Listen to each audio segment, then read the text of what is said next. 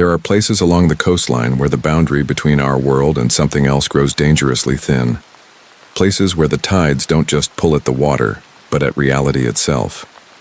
My name is Daniel Everett, and until 6 weeks ago I was a marine biologist studying unusual coastal phenomena in the forgotten town of Blackwater Cove. Now I'm a man running from the truth, a truth so terrible that I sometimes wish I had been taken by the midnight tide like the others. Welcome to the Obscuralore Vault, a sanctuary of stories from the threshold between known science and unfathomable terror. Tonight's account comes from a man who witnessed firsthand what happens when ancient forces reclaim what was once theirs. The sea holds secrets darker than its deepest trenches. Are you prepared to learn what lurks beneath the waves? Then listen closely, as the tide is coming in. I first arrived in Blackwater Cove on a research grant from Miskatonic University. My specialty is abnormal marine ecosystem development, particularly how certain coastal areas develop biological anomalies unexplained by conventional science. Blackwater Cove had been flagged in our database after statistical analysis revealed it had a disappearance rate 8 times the national average, with most vanishings occurring during new moon tides. The university assumed there was a dangerous undertow or rip current undetected by previous surveys. I was sent to study the coastal geography and tidal patterns, expecting to find a perfectly natural explanation for the losses. What I discovered instead defies everything I thought I knew about our world and our place in it. Blackwater Cove is a small fishing community nestled between imposing cliffs on the North Atlantic coast. About 300 people call it home, though that number has been steadily declining over the decades. The town has that peculiar quality common to isolated coastal communities, a feeling of being somehow removed from the modern world, operating on traditions and rhythms established centuries ago. Upon arrival, I checked into the town's only inn, the Mariner's Rest, run by an elderly widow named Agnes Harper. Her husband had been one of the taken, as locals referred to those who disappeared. When I asked about him over breakfast my first morning there, her face took on a strange, almost serene expression. "Malcolm wasn't taken, Dr. Everett. He was chosen," she said, refilling my coffee cup with hands that didn't shake despite her age. There's a difference, though, outsiders never understand until it's too late. I smiled politely and changed the subject, attributing her response to the way isolated communities often mythologize tragedies to make them bearable. I'd encountered similar superstitions in other coastal towns, tales of sea gods and vengeful ocean spirits used to explain the dangerous realities of life by the water. My first week in Blackwater Cove was spent setting up monitoring equipment along the shoreline and interviewing locals about the disappearances. I noticed several peculiarities almost immediately. First, no bodies were ever recovered, even when currents and prevailing winds should have returned them to shore. Second, the disappearances clustered around the new moon, when tides reach their most extreme. And third, most unsettling of all, no one in the town seemed particularly concerned about the phenomenon. "The sea takes what belongs to it," was the common refrain, spoken with the casual acceptance one might use when discussing inevitable rainfall. I established a small research station on the shoreline about a half-mile from town, at a spot locals called the Reaching Rocks, a series of unusual stone formations that extended like fingers into the waters of the cove. These rocks were composed of a material I couldn't immediately identify, not the granite or limestone common to the region, but something darker, with an unusual crystalline structure that seemed to absorb light rather than reflect it. Water samples taken from around the formations showed unusual properties. Salinity levels fluctuated wildly throughout the day, reaching impossible concentrations during lowest tide. Microscopic analysis revealed unfamiliar organisms in the water, things that resembled plankton but with cellular structures unlike anything in our taxonomic databases. It was during my second week that I first heard the humming. It began as something at the edge of perception, a sound I initially attributed to my equipment or perhaps distant boat engines. But it grew more pronounced as the new moon approached, a resonant vibration that seemed to emanate from the rocks themselves. When I mentioned this to Elias Marsh, a lifelong resident who had been helping me with my equipment, He nodded as if I'd stated something obvious. "The calling," he said simply. "It gets louder before they come, before they select." "Before who comes?" I asked. He looked at me with an expression that might have been pity. "You've been measuring the water, taking your samples, but you haven't been watching it, Dr. Everett. Not really seeing. Come to the shore at midnight 3 days from now. Then you'll understand." I dismissed his cryptic invitation as local color, focusing instead on the mounting anomalies in my data. The water temperature around the reaching rocks dropped precipitously during low tide, reaching temperatures that should have been impossible without freezing. Geothermal imaging showed no underwater heat vents or geological explanations for these fluctuations. More disturbing were the sound recordings from my underwater microphones. When amplified and filtered, they revealed patterns too regular to be random ocean noise, yet unlike any known marine animal communications. There was an almost linguistic quality to them, repeating sequences that suggested meaning, purpose. As the new moon drew closer, the town's atmosphere changed subtly. Fishing boats returned earlier in the day. Children were kept indoors after sunset. Window shutters were closed and latched even during the balmy evening hours. And residents began wearing small pendants of the same strange stone as the reaching rocks, hanging on leather cords around their necks. Agnes brought one to me the evening before the new moon. "For protection," she said, pressing it into my palm. The stone was cold, unnaturally so, and seemed to pulse faintly against my skin. "Protection from what exactly?" I asked. "From being chosen if you're not ready," she replied. 3 generations my family has lived with the cycle. We know the signs, we respect the old arrangements, but you're an outsider. They might not recognize that you're not available."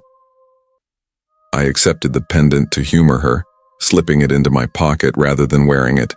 As a scientist, I found these superstitions anthropologically interesting, but ultimately irrational. There was a natural explanation for the disappearances.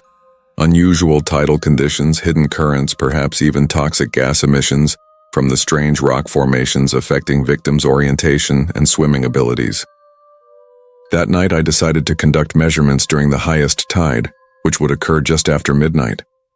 Despite a growing uneasiness I couldn't quite explain, I set out for my research station as the hour approached. The night was moonless, but unusually clear, the stars seeming somehow closer and colder than normal. The sea was calm, too calm, showing none of the wave action that should accompany a high tide. As I approached the reaching rocks, I noticed the humming had grown louder, no longer at the threshold of hearing but obvious and insistent. It vibrated through the soles of my feet, resonated in my chest cavity. The rocks themselves appeared different in the starlight, the formations more defined, almost architectural in their arrangement, as if they formed a deliberate pattern visible only from the right perspective. The tide was coming in, water silently rising around the base of the formations, yet the ocean remained preternaturally still. No waves, no foam, just a steady, inexorable rise, as if the entire ocean were being lifted. And the water? It wasn't reflecting the starlight as it should. Instead, it seemed to absorb it, creating pools of absolute darkness between the rock formations. At midnight precisely, the humming changed pitch, becoming a resonant chord that made my teeth ache and my vision blur. The water between the reaching rocks no longer moved like water. It rippled in patterns that contradicted the physics I'd studied my entire career, forming geometries that seemed to extend beyond the 3 dimensions I could perceive. And then I saw them. They emerged from the impossible darkness between the rocks, forms that the human eye couldn't properly interpret, that the human mind couldn't fully comprehend. They were vaguely humanoid in overall shape, but composed of something that wasn't quite matter as we understand it. A shifting, flowing substance that resembled both liquid and light, yet absorbed all illumination around it. Their heads, if such features could be called heads, were elongated and housed clusters of bioluminescent organs that might have been eyes, pulsing in synchronization with the humming from the rocks. Appendages that weren't quite arms undulated at their sides, too numerous and too fluid to count. They moved through the water without disturbing it, emerging onto the shore with a terrible grace. I stood frozen, my scientific mind desperately trying to categorize what I was seeing, to force it into a framework I could understand. Cephalopod evolutionary offshoots? Unknown deep-sea organisms? Some form of mass hallucination triggered by gas emissions from the rocks? But I knew, in the most primitive part of my brain, the part that recognizes predators, that understands when it is prey, that I was witnessing something that had never appeared in any scientific journal, never been classified by human taxonomy. These were entities that had existed in Earth's oceans long before mankind's ancestors crawled from the primordial soup. Beings that regarded our species the way we might regard an interesting bacterial colony. They gathered on the shore, 7 of them, forming a semicircle. The humming reached a crescendo and I felt a pressure in my mind. Not painful but insistent, like fingers rifling through my thoughts, examining and discarding them with cold efficiency. Do not fear, biologist. We do not select you tonight. The words formed in my consciousness without passing through my ears, concepts transmitting directly into my mind with perfect clarity. The voice, if such an inadequate term applies, was neither male nor female, neither young nor old. It simply was, vast and ancient and utterly alien. We have observed your observations. The irony amuses us. I wanted to run, but my muscles wouldn't respond. I wanted to scream, but my voice had abandoned me. All I could do was stand and witness as one of the entities extended an appendage toward me. It didn't touch me physically, but I felt something make contact with my mind, a cold, precise presence sifting through my memories, my knowledge, my understanding of the world. Your kind has forgotten the arrangement. This place is a doorway. What you call Blackwater Cove, we called home before your species had language. Images flooded my mind, visions of this same coastline across vast stretches of time. I saw the shore as it existed millions of years ago, saw the reaching rocks as part of a vast submerged structure extending deep into the ocean floor. I understood that what I'd been studying wasn't a natural formation but the ruins of something built when different stars ruled the sky. The ones who remain here remember. They honor the compact. In exchange, they prosper by the bounty of the sea, and we take only those who are willing. As if summoned by these thoughts, I became aware of movement from the direction of the town. A small procession was approaching, about 20 residents of Blackwater Cove, walking with the measured steps of sleepwalkers. Their eyes reflected the bioluminescence of the entities, and each wore the stone pendant prominently displayed. At their center walked a young woman I recognized as Agnes's granddaughter, Claire. Unlike the others, her eyes were clear and alert, her steps purposeful. She wore an expression not of fear but of solemn resolution, even anticipation. She has prepared all her life for this joining. She will continue. She will transform. She will remember you and your questions, biologist. The entities parted to allow Claire to pass between them. She stopped at the water's edge, turning to face the assembled townspeople. Words were exchanged, a ceremony in a language I didn't recognize, but that resonated with the humming of the rocks. The pendants around the necks of the observers glowed with the same cold light as the entity's eyes. Claire removed her shoes and outer clothing, standing barefoot on the shore in a simple white shift.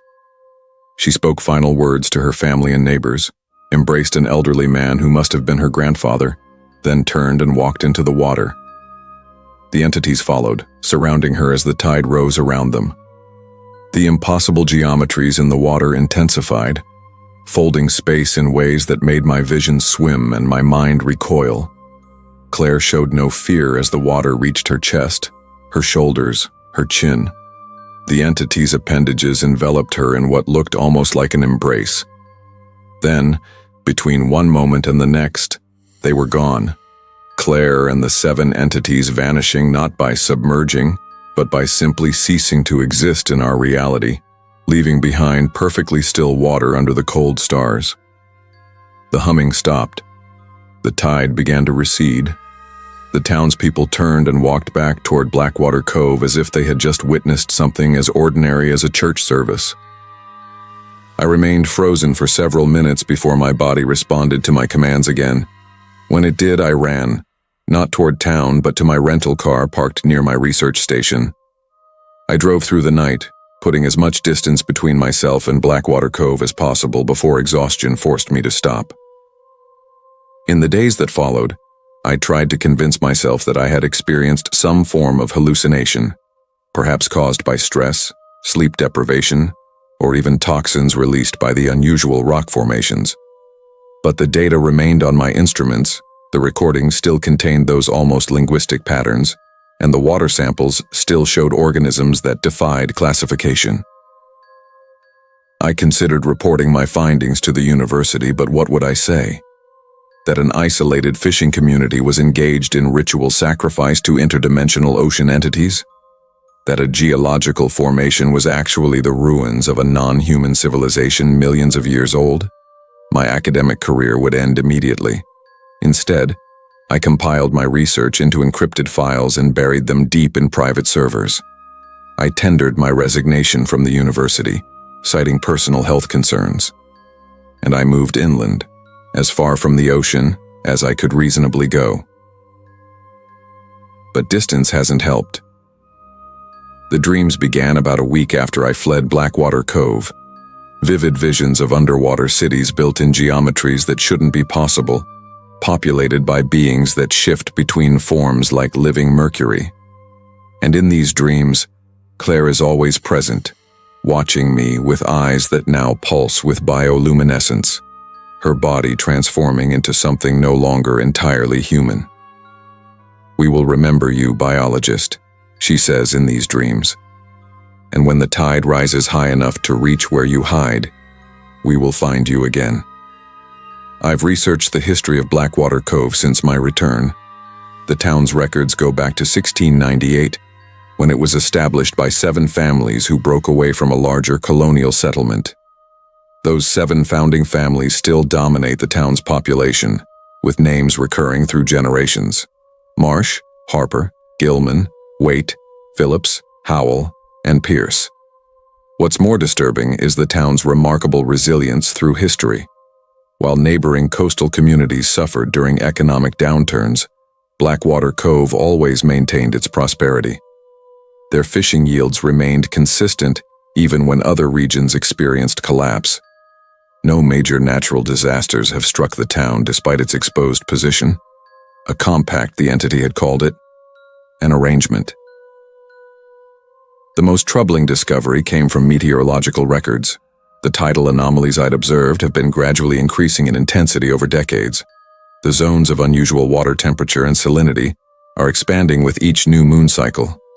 Whatever doorway exists at the reaching rocks is opening wider, the boundary between our world and theirs growing thinner. 3 days ago, I received a package at my new address, an address I had shared with no one. Inside was a pendant of the strange stone, identical to the one Agnes had offered me, along with a handwritten note. "The tide is rising everywhere now. They have decided. When it reaches you, wear this. It will help them recognize that you are meant to observe, not to join. Not yet. Claire Harper." The stone pulses faintly against my chest as I record this account. I've taken to wearing it, though I tell myself it's merely out of scientific curiosity rather than growing belief.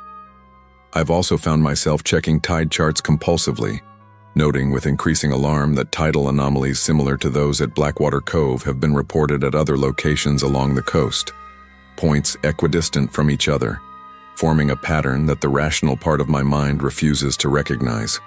They are spreading, reaching, and eventually the tide will rise high enough to reach us all. If you live near the coast and notice unusual tidal patterns, water that's too still during high tide, rocks that seem to hum at the threshold of hearing, unusual disappearances during the new moon, do not investigate. Do not approach the shore at midnight. Science has no instruments to measure what waits there, no taxonomy to classify what emerges from those depths. Some doorways are not meant to be opened. Some knowledge is not meant for human minds. And some tides, once they begin to rise, cannot be turned back. The recording you've just heard was discovered on a damaged hard drive recovered from a fire that destroyed Dr. Daniel Everett's apartment in Albuquerque, New Mexico, nearly 500 miles from the nearest ocean. Authorities listed the cause of the fire as electrical, though investigators noted unusual water damage throughout the building despite no evidence of burst pipes or rainfall at the time. Dr. Everett's body was never found. His vehicle was discovered 3 weeks later, abandoned at a beach in Maine, less than 20 miles from the coordinates he had identified as Blackwater Cove in his research notes. However, no town by that name exists on any official map of the region. Most disturbing of all, oceanographic surveys have recorded unprecedented tidal anomalies along coastlines worldwide in the months since Dr. Everett's disappearance. Water temperatures dropping to impossible levels during specific lunar phases, unusual formations appearing and disappearing along shorelines, and a marked increase in nighttime disappearances from coastal communities, all during the new moon. If you found yourself captivated by this journey into the unknown, make sure to subscribe to the Obscuralore Vault for more tales from the threshold between science and terror. Like this video if you felt that primal fear of the ocean's depths, and share it with anyone who has ever sensed something watching them from beneath the waves. Leave a comment below with your thoughts. Have you ever experienced something inexplicable near the water? A feeling of being observed by something ancient and patient? Remember, the ocean covers more than 70% of our planet's surface, and we've explored less than 5% of its depths. What ancestral memories make us fear the dark waters? What ancient pacts might our ancestors have made with the first inhabitants of this blue world? Until next time, this is the Obscuralore Vault, where the tide of knowledge brings both enlightenment and terror.